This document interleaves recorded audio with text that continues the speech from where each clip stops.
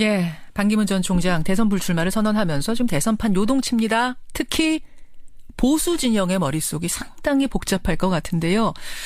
바른정당은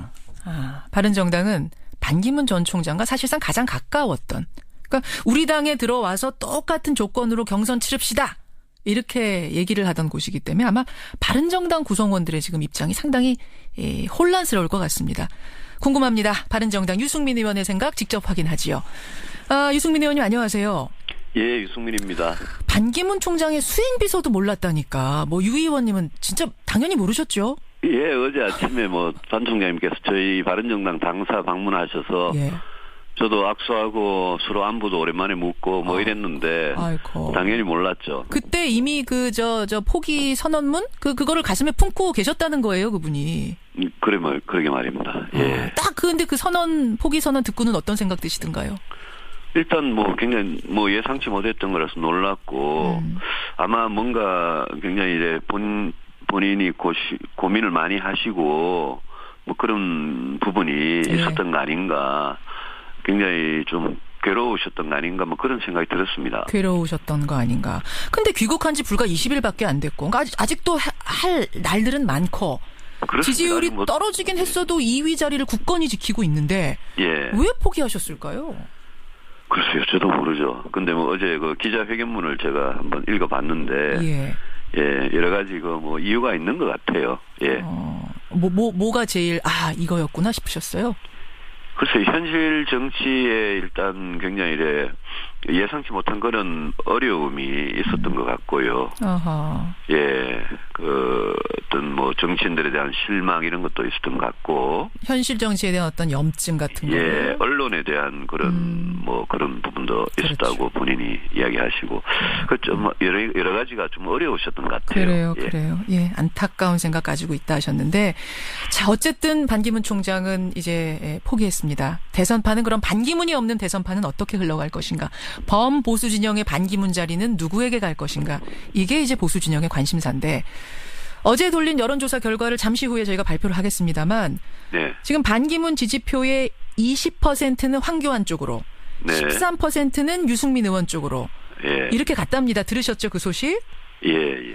제가 그냥 이것저것 잴 것 없이 단도직입적으로 여쭐게요. 유 의원님. 네. 반기문 빠진 보수 대표 자리, 그 보수의 대표 자리, 유승민, 황교안, 유승민, 누가 더 적합합니까? 저는 신념을 가지고 이번 대선에 도전하는 사람이고요. 결국은 국민이 판단해 주시지 않겠습니까? 저는 지금 보수가 굉장히 위기고요. 예. 이번 대통령 탄핵이 없었어도 엄청난 위기였는데 대통령 탄핵 사태까지 겹쳐가지고 지금 이번 대선은 처음부터 보수의 위기였는데 결국은 본선 경쟁력이 중요하다고 생각합니다. 예. 어느 후보가 이 보수 후보로 단일화돼서 문재인 전 대표를 비롯해서 민주당의 대선 후보들하고 승부해서 이길 것인가. 예. 결국은 본선에서 누가 이길 건가. 그게 결국은 중요하다고 생각합니다. 본선에서 결국 누가 이길 것인가. 본선 경쟁력. 근데 그게 왜 황교안 아니고 유승민입니까? 제가 황교안이 아니다 이렇게 말씀드릴 수는 없고요. 아니 본인이 유승민 의원이시니까 당연히 본인이시라고 말씀하실 텐데 왜 유승민 의원이 더 적합하다고 생각하세요? 저는 지금 이 보수 정권에 실망한 건전한 보수 세력 또 중도층 그분들의 마음을 돌릴 수 있는 후보여야 된다고 생각하고 예. 저는 늘 이 보수가 과거에 낡고 부패한 보수로는 도저히 이 국민들의 마음을 얻을 수가 없다. 아하. 선거는 결국 마음인데 예. 이제까지 해오던 보수의 어떤 정치 방식, 예. 국가의 어떤 운영 방식 이런 걸로는 국민의 마음을 얻을 수 없습니다. 그래서 제가 오래전부터 저는 보수는 새로운 길로 가야 되는데 그 새로운 길이라는 게 안보는 철저하게 굳건하게 지키되 나머지 국민 생활하고 관련된 경제, 복지, 노동, 교육, 보육 이런 부분은 과감하게 개혁의 길로 가야 된다. 그런 얘기도 하셨죠. 예, 그게 중산층 서민들의 마음을 다시 되돌릴 수 있는 길이다. 이렇게 예. 생각하고 저는 계속 새로운 보수, 개혁적 보수를 주장했고, 예. 그런 보수가 아니면 국민들 마음을 얻을 수 없기 때문에 제가 그런 길로 가겠다고 오랫동안 주장해왔고 그래요. 그런 점을 국민들께서 인정을 해주시겠느냐. 예. 저는 뭐 거기에 달려있다고 봅니다. 근데 황교안 총리, 황교안 대통령 권한대행도 정치 입원 안 해본 분이기 때문에 새로운 예. 보수다라고 생각하실 수 있거든요.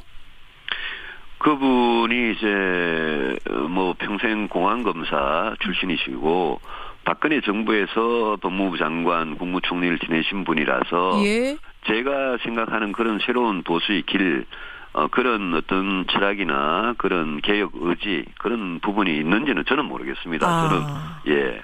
공안검사 출신의 지금 문제가 되고 있는 박근혜 정부에서 장관 지내고 총리 지내고 대통령 권한대행까지 지내고 있는 그분이 과연 새로운 보수냐? 아니라고 보시는 거군요. 저는 저와 아마 정치적인 지향점 이런 부분은 많이 다르지 않을까 그냥 그렇게 짐작만 하고 있습니다. 그렇게 예. 보세요. 근데 임명진 새누리당 비대위원장은 네. 황교안 대행의 지지율을 보면 대선 후보로 국민들이 이미 허락한 거다. 이렇게 말씀하시던데. 예, 그거는 뭐 여론조사가 그렇게 나오는 걸 보면 국민들 중에 예 그런 기대를 갖고 있는 분도 있겠죠. 예. 그걸 부정하고 싶진 않지만 그 말씀이세요. 예, 예. 지금 황교안 권한대행은 분명한 입장을 밝히지 않고 있습니다. 긍정도 안 하고 부정도 안 하고 뭐 NC, 그분은 지금 대통령 권한대행 아닙니까? 예. 예. 대통령 권한대행이니까 뭐 대통령이라는 자리 자체가 국민이 위임한 권한을 쓰는 대리인인데 또 이제 국민이 대리인인 대통령이 탄핵을 당한 지금 상황에서 권한 대행이고 예. 헌법재판소 결정이 날 때까지는 사실 뭐 권한 대행 자리를 그 직무를 수행하기 위해서는 대선에 나오겠다 이런 얘기를 하기는 쉽지 않을 것 같은데요. 제가 보기에는 만약 그 황교안 권한 대행께서 예. 대선 출마 생각이 있으시면 예. 지금 당장이라도 그 뜻을 밝히고 권한대행 자리는 그만두는 게 옳지 않겠느냐. 그게 대통령 선거를 위해서도 바람직하고. 예. 그리고 그게 지금 권한대행 자리가 얼마나 중요한 일을 수행하고 있습니까? 중요한 자리죠. 예. 그런데 그 권한대행 하시는 분이 대선만 생각하고 있으면 국정에 소홀함이 생길 테니까. 그런 뜻이 있으시면 지금 밝히고 지금 나오고. 지금 나와라. 예, 권한대행을 또 경제부총리한테 또 다른 권한대행을 예. 만드는 것 자체가 참 그게 정치적으로 도의적으로 문제는 있습니다만은 예, 그래도 대선 출마 생각 있으면 밝히고 나오는 게 낫겠죠. 그래서 이렇게 질문드리죠. 뭐 일단은 권한대행이 참 우스운 거기 때문에 이게 바람직한 건지 모르겠지만 그럼에도 불구하고 만약 본인이 나오기로 결심을 한다면 예. 최소한 언제까지는 이 권한대행직 내려놓아야 된다. 도의적으로. 마지노선 언제로 보세요? 아니요. 지금 방금 말씀드렸듯이 그런 생각이 있으시면 저는 지금 하는 게 지금입니까? 생각합니다. 예. 왜 지금입니까?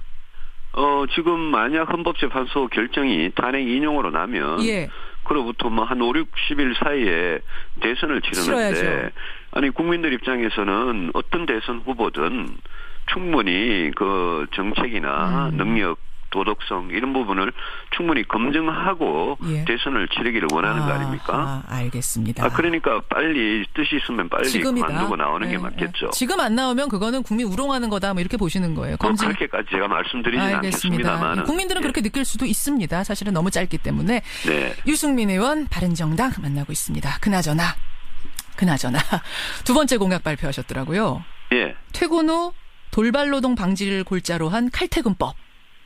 돌발노동 방지뿐만 아니라 예. 이 야근이나 주말 근무 이런 것을 아주 강력하게 뭐 완전히 금지하는 건 아닙니다만은 그런 걸 못하게 하는 그런 칼퇴근법 그걸 제가 아이 키우고 싶은 나라의 2호 공약으로 어제 발표했습니다. 칼퇴근법 굉장히 흥미롭더라고요. 보니까 예.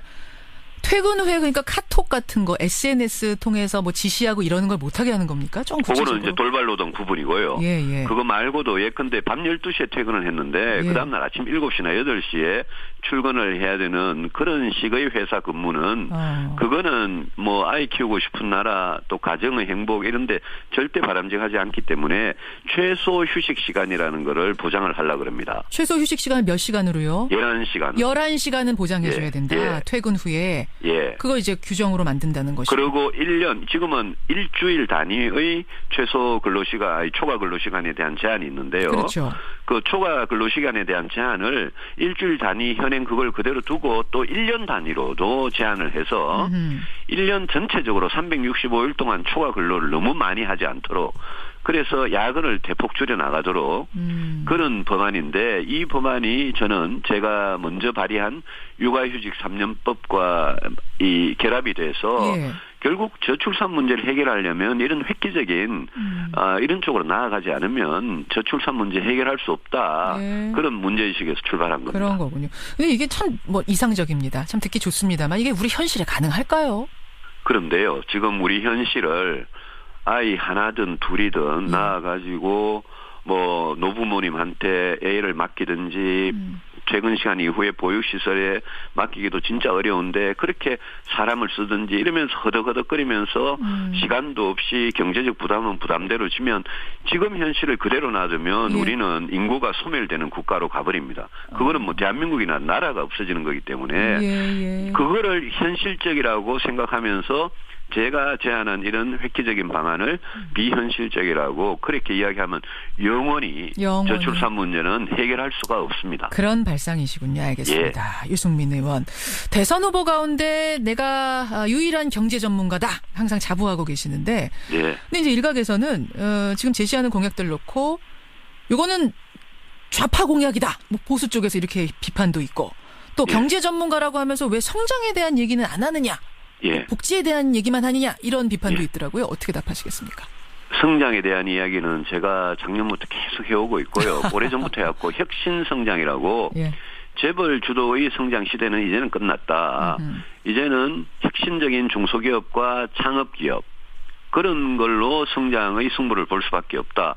그렇게 하기 위해서는 우리 경제를 일단 경제 정의부터 바로 세우면서 중소기업, 창업기업 쪽으로 국가가 지원하는 그런 쪽으로 가야 된다라고 계속 주장해 왔고요. 예. 다음 주에 또 혁신성장의 구체적인 그림을 밝힐 생각입니다. 어허. 그리고 좌파다, 뭐 진보다 이렇게 말하는 거는 저는 뭐 조금도 동의할 수 없는 게 방금 제가 말씀드린 육아휴직 3년이나 칼퇴근이나 예. 또 제가 평소에 이야기하는 복지, 노동, 예. 교육, 보육 이런 쪽의 이 정책들, 재벌 개혁 정책들 이런 부분들은 대한민국을 완전히 새롭게 다시 뛰게 하기 위해서는 그런 정책들을 쓰지 않으면 안 될 정도로 지금 우리나라 상황이 양극화, 불평등 이런 게 심각하고 또 저성장, 저출산 문제도 심각하지 않습니까? 예. 그런 걸 해결하기 위해서 옳은 정책을 하는 것을 뭐 좌파다, 진보다 이런 식으로 기존에 아주 수십 년 된 낡은 그런 보수의 관점에서 본다면